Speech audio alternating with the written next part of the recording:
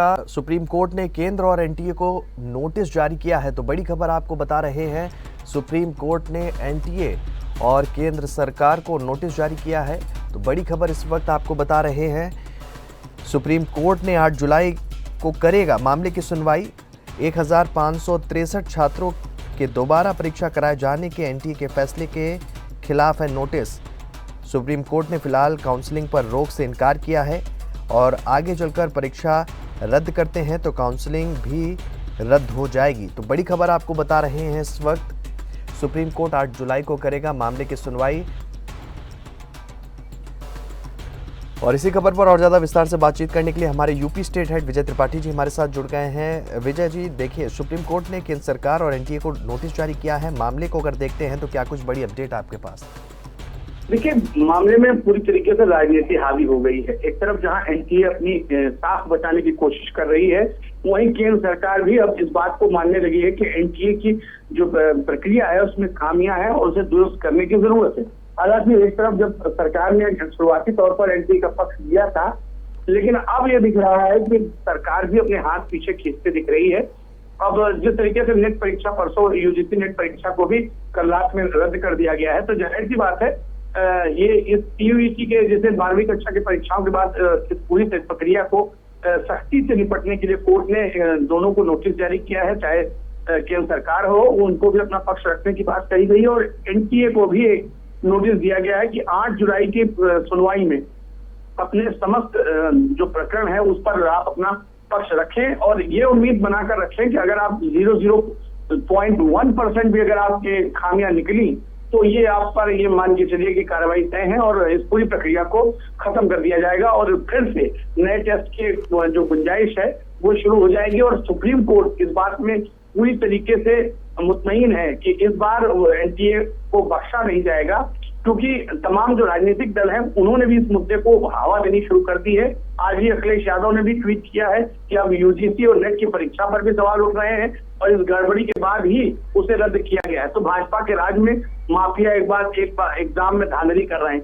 तो ये आरोप धीरे धीरे राजनीतिक होते जा रहे हैं और सुप्रीम कोर्ट इन मुद्दों को हल करने की कोशिश करना चाहता है, न कि राजनीतिक तौर पर उसका समाधान निकालना चाहता है।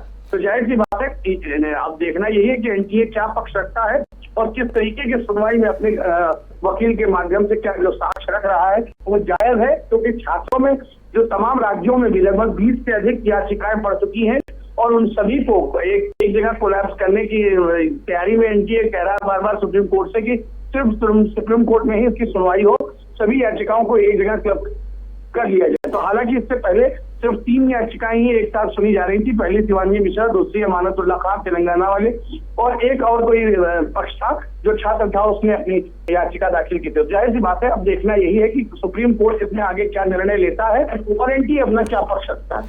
बिल्कुल विजय, देखिए, मामले की सुनवाई भी करने की बात कही जा रही है कोर्ट की तरफ से। 8 जुलाई को मामले की सुनवाई की जाएगी। वहीं विपक्ष भी लगातार हमलावर नजर आ रहा है, केंद्र सरकार के ऊपर कहीं ना कहीं हमलावर नजर आ रहा है, राज्य सरकार को तो निशाने पर ले ही रखा। किस तरीके से देखते हैं और क्या कुछ प्रतिक्रिया जो सत्ता पक्ष है उसकी तरफ से मामले को लेकर क्या कुछ प्रतिक्रिया विपक्ष के तौर पर देखने को मिल रही है? देखिए, विपक्ष की प्रतिक्रिया तो साफ तौर पर राजनीतिक है, लेकिन ये भविष्य छात्रों का खराब होने की गुंजाइश जो हो रही थी उस पर एक तरीके से मुहर लगती जा रही है। दिन ब दिन एनटीए की जो प्रतिभा है वो गिरती जा रही है, उनकी साख पर बट्टा लग रहा है और इस बात को एनटीए को ये समझना होगा कि राजनीतिक बयानबाजी एक अलग बात है, लेकिन एक प्रक्रिया है, उस प्रक्रिया को खत्म करके अगर उसमें भ्रष्टाचार की बू आ रही है तो उसको साफ सुथरा करके छात्रों का भविष्य बचाना ही उनकी प्राथमिकता होनी चाहिए। लेकिन अब इसमें राजनेता भी कूद पड़े हैं, तो जाहिर सी बात है राजनीतिक बयानबाजी होगी। अब जयराम रमेश जो कांग्रेस के बड़े नेता है, उन्होंने भी प्रधानमंत्री पर निशाना साधा है और कहा है कि परीक्षा पे चर्चा नाम से एक भव्य तमाशा करने वाले प्रधानमंत्री क्या फ्रॉड और बिना कोई परीक्षा आयोजित नहीं की जा सकती। और जाहिर सी बात है, उन्होंने इस पर आरोप लगाते हुए साफ कहा है कि जब परीक्षा पे चर्चा हो सकती है तो परिणामों पर चर्चा क्यों नहीं हो सकती, और अगर एनटीए गलत कर रहा है तो उस पर कार्रवाई क्यों नहीं हो सकती और उसे बताया क्यों जा रहा है। ये अलग बात है कि उन्होंने निजी हमला ज्यादा किया है, चाहे प्रधानमंत्री पर हो और चाहे भविष्य की जो शिक्षा नीति है उसको लेकर जो प्रधानमंत्री ने नई शिक्षा नीति लागू की थी देश में केंद्र सरकार ने, उस पर भी सवाल उठाए हैं कि आखिरकार किस तरीके की शिक्षा नीति का क्या फायदा। ये बच्चों के भविष्य तैयार करने के बजाय केवल नागपुर शिक्षा नीति 2020 के रूप में कार्य कर रही है। तो इसलिए व्यक्तिगत राजनीतिक सभी आरोपों को झेलना पड़ रहा है केंद्र सरकार को भी और एनडीए को भी। बिल्कुल, आप हमारे साथ जो है आगे की खबरों के लिए बने रहिए। रुक करेंगे अगली खबर का।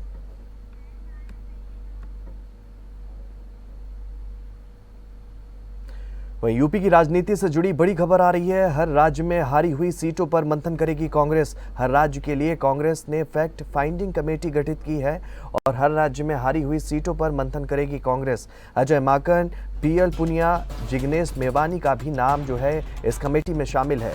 तो बड़ी खबर आपको बता रहे हैं इस वक्त यूपी की राजनीति से, और इसी पर विस्तार से बातचीत के लिए हमारे यूपी स्टेट हेड विजय त्रिपाठी जी हमारे साथ जुड़े हुए हैं। विजय, हर राज्य में हारी हुई सीटों पर मंथन करेगी कांग्रेस। हालांकि ये मंथन जो है बीजेपी की तरफ से देखा जा रहा था। जो हारी हुई सीटें हैं जहां पर प्रदर्शन खराब हुआ है, वहीं कांग्रेस ने भी कमेटी का गठन कर दिया और कांग्रेस भी उन सीटों पर मंथन करेगी जहां पर कांग्रेस का प्रदर्शन खराब है। किस तरीके से देख रहे हैं और क्या कुछ बड़ी जानकारी? सबसे बड़ी बात है कि जिन सीटों पर कांग्रेस ने खराब प्रदर्शन किया वो राज्य कौन से थे। उन राज्यों में फैक्ट फाइंडिंग कमेटी गठित की गई है सभी राज्यों के लिए, जिनमें बड़े नेताओं को शामिल किया गया है। अगर कहा जाए तो इसमें बड़े नामों में अगर देखा जाए तो मध्य प्रदेश के लिए पृथ्वीराज चौहान है और इसमें इनके अध्यक्षता में कमेटी, और सतपाल गिरी उल्का है और जिग्नेश मेवानी है। वहीं छत्तीसगढ़ की बात करें तो वीरप्पा मोइली है जो बड़े नेता है, हरीश चौधरी है, और उड़ीसा में अजय माकन के साथ तारिक अनवर।